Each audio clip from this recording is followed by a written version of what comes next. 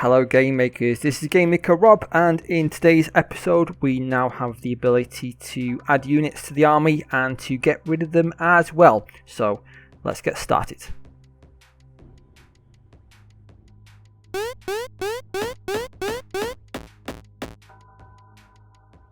Okay, so first of all we have a small bug to fix, but it's important because if you have a different display size, then the black screen we have for the test object won't work properly.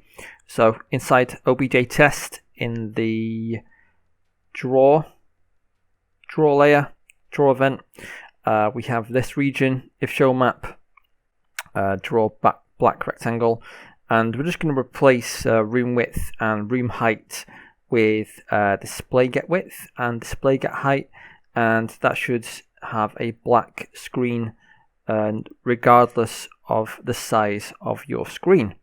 And then we're also going to have a new stat called Isometric. I'm going to add it into the create event of obj main in the stats region here. This is the new numerator. What it's going to be for is just so we know which characters are special or not. For example, a normal unit will draw the sprite of its class, but the special ones are going to draw it for their own individual sprites. And also we don't want it to be able to get rid of special characters in the army screen. So if they are special, they cannot be sacked. If they are not special, then they can be sacked. And don't forget to update your CSV as well, classes and characters. So it's just a column between name and in player's team, and it's just the last four that I have down as special, although it's not strictly necessary for Davos because he's never going to be in the player's team. But these three, we don't want to get rid of these three at all. So when we want to add a new character, we're going to be adding it to the bottom of the global.character stats grid, the one that holds our classes and special characters.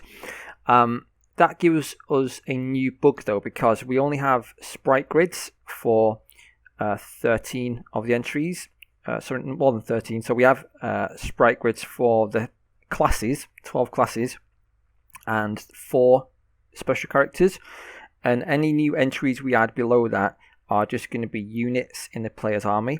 We want them to use the class sprites to draw, so we just need to make a small adjustment to our SCR army screen draw unit script.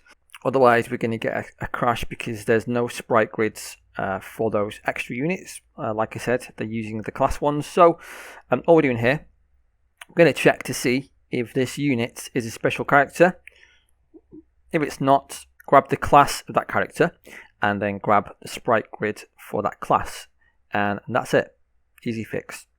Okay, so if we go into the obj army screen object, and in the create event, we have a brand new region. This is just going to help us test the sacking of units, because considering we can't sack our special characters, we're going to need to have some units in the army that we can sack just to make sure that's working properly. So this is the region here. And as you can see, we're going to use a brand new script for this. We're going to be using this script in the future for shops and for the enemy army, for when we're creating units for them. But for now, we can just use it to add units to the player's army. So we're going to pass it the unit class that we want to make. We're going to give the unit a level, and we're going to say what grid do we want to add the unit to. And then, because it's going to be inside the player's army, we're going to set their stats of in player's team to 1 to make sure it's going to get picked up by this for loop. So if you remember,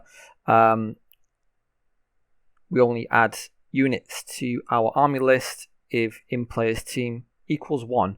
So that's why we're doing this second line here for each of our units. So let's look at the script then. SCR create unit. So we've got class, level, grids, and entry. Entry is, so in the future, when there's a proper game, the players are going to be presumably losing units or getting rid of them for whatever reason, and that's going to leave blank entries in our grid.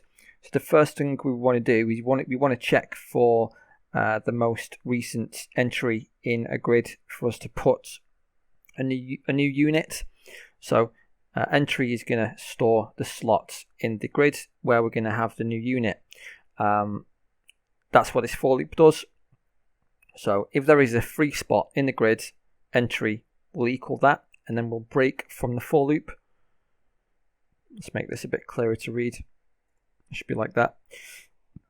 However, when you start the game, and in our circumstances as well at this stage of the game, the grid is going to be full. There's not going to be no free spots. So if entry is still -1, which it started at, and it will be still if this didn't find anything, then we need to resize the grid. So we're going to set entry to the current height of the grid, and then we're going to add 1 to the height of the grid. That's all we need to do. Pretty simple, really. Well, hopefully it's simple. Hopefully you understand that. If you've got any questions, you can always ask them in the comments.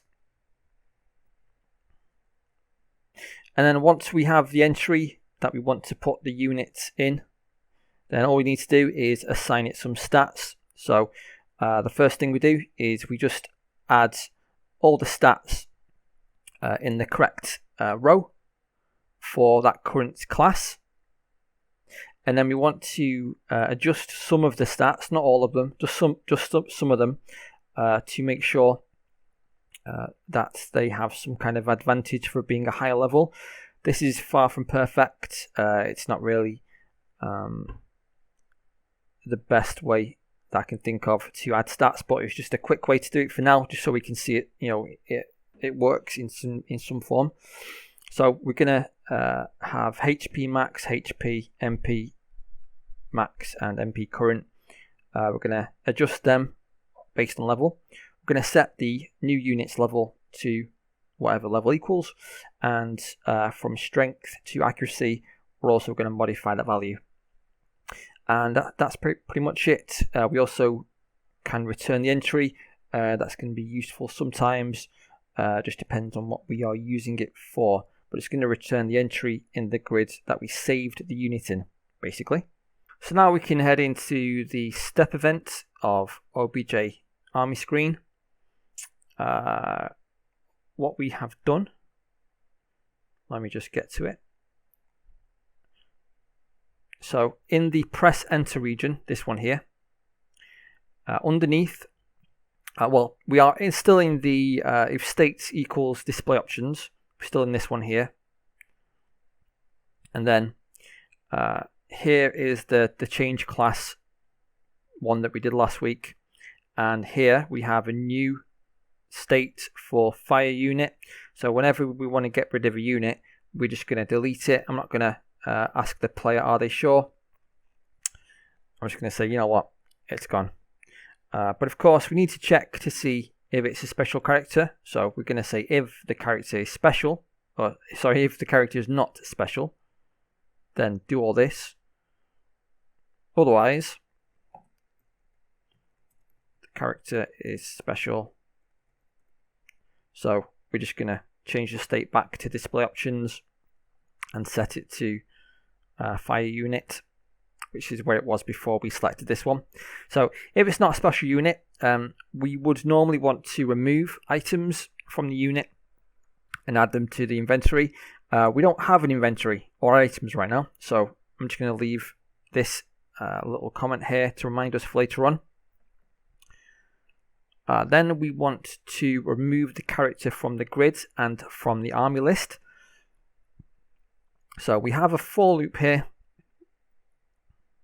and it's just going to run through all of our stat enumerators and set everything to -1.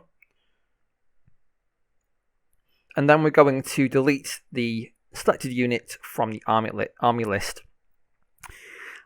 If we were selecting the last unit, we also need to update selected unit as a variable. We just need to clamp it to make sure it's no larger than the size of the list. Then we're just going to reset the state and select option, and that should be it for fire unit. It's pretty straightforward. Okay, so now if we go into the draw GUI events, we want to be in the display options, this one, so this state here, and all I've done is, again, we're checking to see if the unit is special or not, because if they are special, we're going to want to grey out the fire unit option, just as we grey out the shop option where there's no shop. So very similar, it's pretty much the same code as in the player draw event. We're just checking which state it is. If it's a state that can be chosen, then normally it would be grey. If it's selected, it's going to be white. If it's an option that can't be chosen, for example, fire unit, and they can't be sacked, then it's going to be black or dark grey to separate it from the options that you can take. I just have this variable here, can sacked equals true, just to save us having all of this like here, because it makes it a lot less readable. So I just decided to use a variable. So can be sacked is either going to be true or false, and we just use it there to check it. And that's it. So it would help if I actually ran the game to show you that it works. I can't believe I forgot to do that.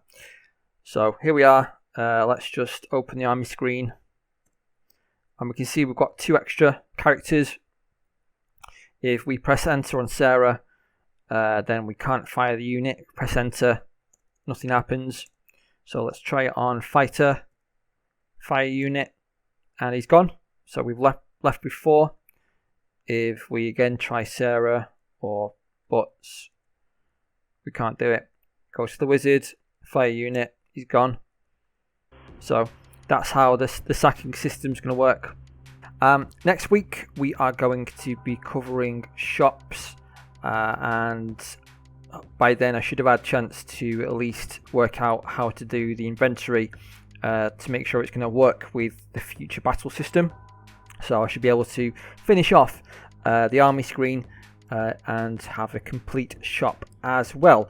And after that, it's pretty much the battle system, saving, loading, music and sound, and then we should be pretty much done.